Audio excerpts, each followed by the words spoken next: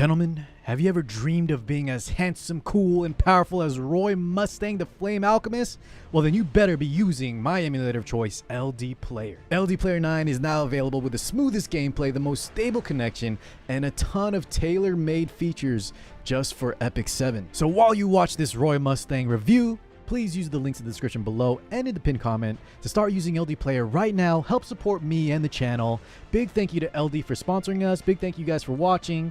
And without further ado, let's get into it. What's going on, YouTube, and welcome on in. It's time for our Roy Mustang honest review. I have to be on the right-hand side of the screen now because if I'm on the left with the new UI improvements, I'll be blocking some stats. So I'll probably be from here on. I'll be on the right side from here on out when we record. I didn't get to test Elric's new buffs yet. They are live, as I wanted to spam as many Roy Mustang games as possible, and I'm glad I did because we got so much to talk about in terms of his kit. So we'll do the normal honest review thing, builds, Molas, although that's kind of simple now with the Grace of Growth, artifact suggestions, just overall thoughts on whether or not he's worth it, how good he is. But the major thing that kind of we have to address in the beginning, which we will hear in just a second, is there's a crazy bug going on right now with Roy that is actually pretty easy to replicate. Now, I don't know how to do it 100%, and I don't think any of you guys should try to do this, as it is a bannable offense to do any type of, actual bugs. But I'm really surprised Smilegate hasn't made an announcement yet, or at least addressed it, hotfix, brought down the servers just for a little bit to try and maybe fix it. Maybe they don't know what's going on yet fully. I sent a message. If you guys are able to do it, make sure you don't abuse it. Once again, it is against TOS. Just report it to Smilegate and, try not to take advantage. But overall, yeah, we have to address that first, as it is a huge thing with Roy Mustang's kit. We'll cover all of it here in just a sec. Thank you so much for tuning in. Let's get into the Roy Mustang honest review. Alrighty, boys, before we break down the build, honest review, does he need buffs, is he good, whatever, all that stuff, talking about the build, we need to address the elephant in the room, and that is the bug that I mentioned, okay? So once again, it is against TOS. Please do not try to replicate it. I don't even know how to fully make it happen 100%, but I will guarantee that a lot of y'all playing this, I'm going to be very vague, boys, as I don't want anyone to abuse this, or I don't want to get in trouble for sharing the info on this bug, but I will almost say, certainly, that a lot of you watching that just play Roy will be able to just have this happen. Not even intentionally, it's just going to happen to you. Here's the bug. I'll show some gameplay with it too to actually show it, but at the start of the first battle, he's supposed to start with 40 fighting spirit, right, with his passive Hero of Ishval, but he actually can start with double that, meaning he starts with 80 fighting spirit, and that lets him immediately on his first turn cast Scorching Heat, which, by the way, guys, is a huge, it's a crazy bug, because you can tell from Smilegate's design, right? They gave him 40 to start with, and his skill 1 only gives 30, so they wanted you to have to soul burn twice for him, or at least take 2 turns if you're not soul burning, to make sure you skill 3. So the fact that there's a bug right now that is that can happen very easily without you even trying, that gives him a S3 right off the bat, I think is really crazy. And I hope Smilegate addresses it sooner than later. So sorry, guys, I can't give any more info on it. I have it almost narrowed down to exactly why it happens. But yeah, just be aware of it, boys. If you're playing and you're play testing him, when you're deciding, how you like him, how to build him, just be aware that he's only supposed to start with 40 fighting spirit, and some matches or some opponents you fight will make him start with 80 until Smilegate fixes this, okay? All right, we'll get more into that later, as I have some thoughts on the whole fighting spirit mechanic. But with the bug out of the way, let's go and talk about the build and my experience playing him today. Alrighty, boys, let's first talk about the stat build and just talk about Roy Mustang overall thoughts real quick. Then we'll go into skill enhancements and then artifact selection and then break down the summon guide. But in terms of the stat line, this is what I opted for. I would prefer it to be faster, but I didn't want to regear my whole account for testing today. Basically, I was trying to run on a more aggressive comp, running like a Falconer Clury with Amelia, Roy, Spectre Tenebria, and the last spot was Flex, either Apocalypse Ravi or another book holder, because you do kind of want to at least 2 books with him, so sometimes you want to bring 3 books in case they ban 1, right? But overall, the build was fine. He does really nice damage on this build.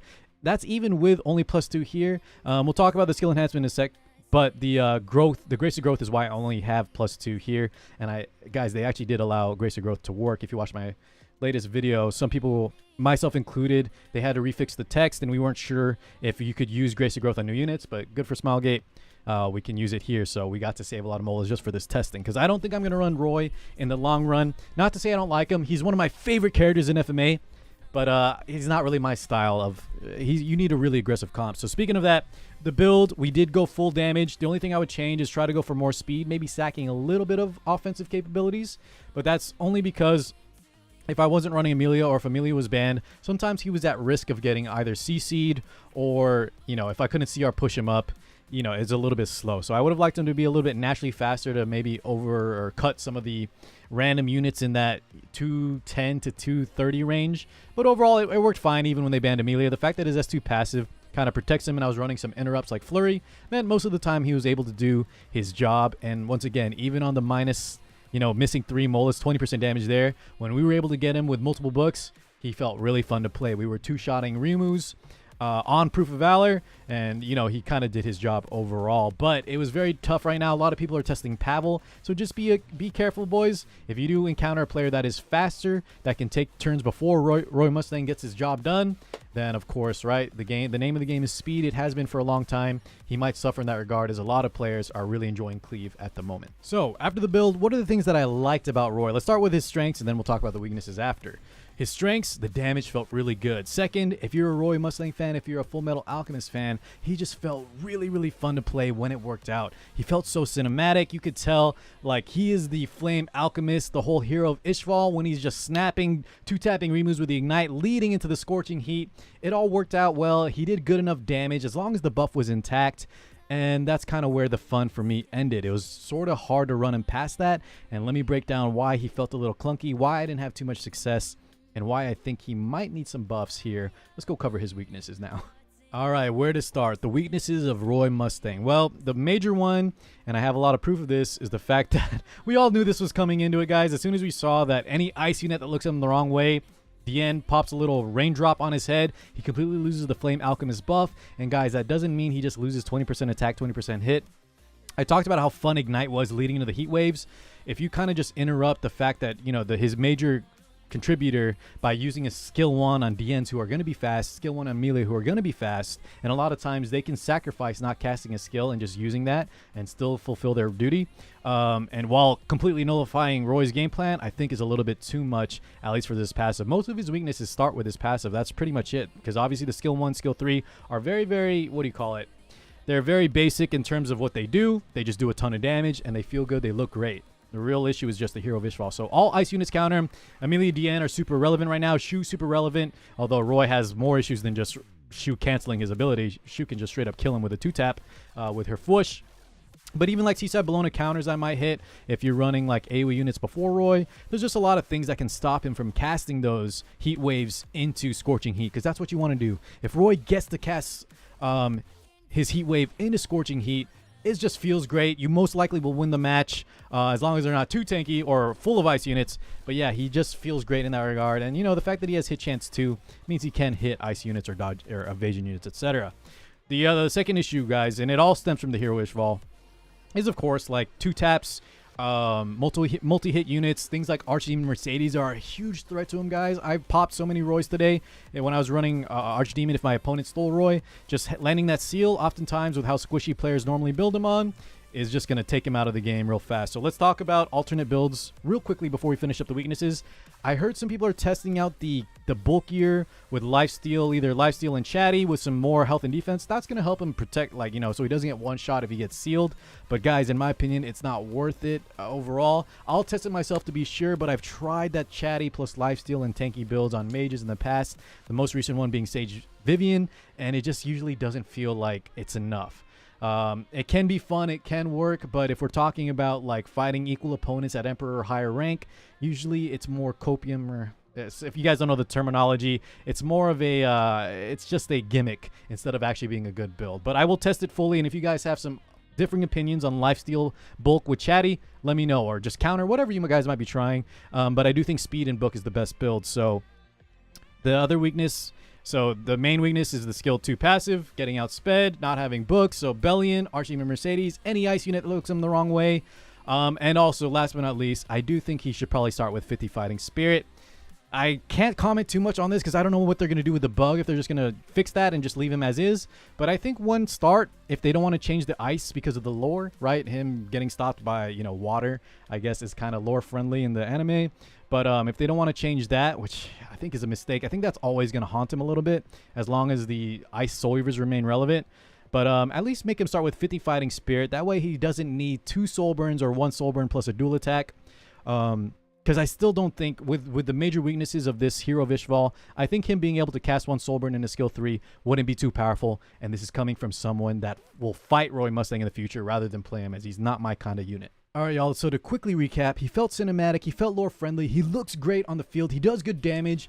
If you can provide him, right, with the first turn, or at least getting to go before he gets killed or too debuffed to heck, and as long as you have souls, when he does his job, he feels really good. The problem is getting him to do his job, because of all the weaknesses I mentioned with any ice unit, with seals, with Bellions, with things outspeeding him. All that stuff is really makes him hard to run. So those of you that want to run him kind of just as a general unit, you got to be very careful not picking him too early with all the counters that I mentioned, and making sure your draft can incorporate him, bringing enough books, bringing enough aggression or support to make sure he doesn't just flop over with all the numerous counters. Once again, I do think let's wait to see what they resolve with the bug, but I wouldn't be surprised if Smilegate just does the same ed treatment. Now, if you guys don't think he needs buffs, if some of y'all are swearing by Roy right now, please let me know. But from most of the people that I talked with, I think a lot of them are in agreement that he does feel a little bit on the weaker end, and definitely from what I saw today, admittedly, it's not my style, but I do think he is a little bit on the weaker end overall.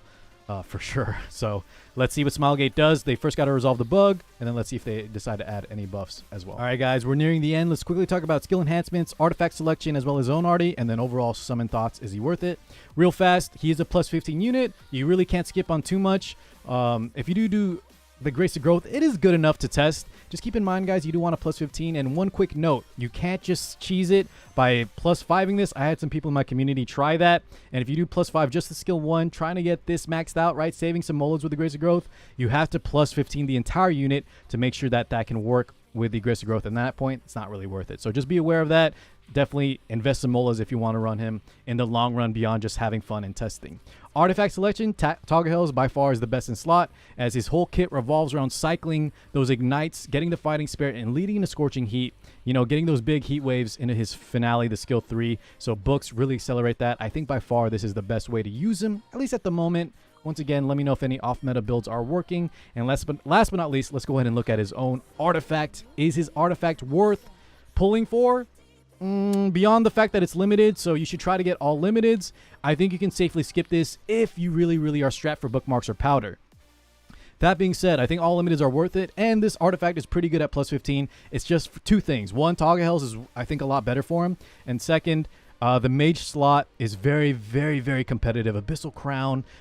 We have the Togahels always. There's just too many other arties that kind of compete. And on top of that, we have Symbol of Unity, which is overall a better artifact. Just the downside of Symbol of Unity, only 1 per squad, means you might want to pick up Ignition Cloth Gloves as they are limited. Maybe they'll get buffed in the future. And at least sometimes if y'all want to stack, you know, Symbol plus this artifact on a future mage, maybe Roy in the future, you might want to pick it up. Just if you have to skip because you're strapped for resources, I don't think it's the worst thing in the world. Now, overall, is Roy Mustang worth your hard-earned bookmarks?